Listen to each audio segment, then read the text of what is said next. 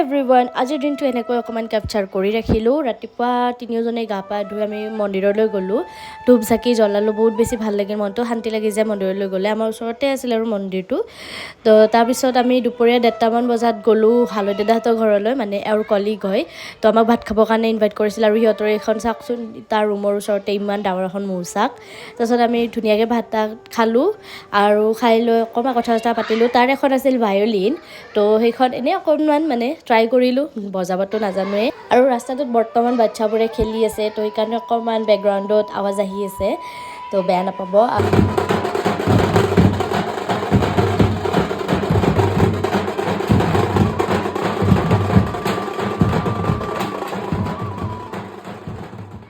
আৰু গধূলি আমাৰ ৰাস্তাৰ ফ্ৰণ্টতে মানে এনেকৈ ৰথ এখনত ভগৱান লৈ পেলাই ঘূৰাই আছিল আৰু এনেকৈ মানে বজাই আছিল। আমি সেয়া চাব গ'লোঁ, তো বিৰাটেই বেছি ভাল লাগি গ'ল। তো আজিলৈ বাই।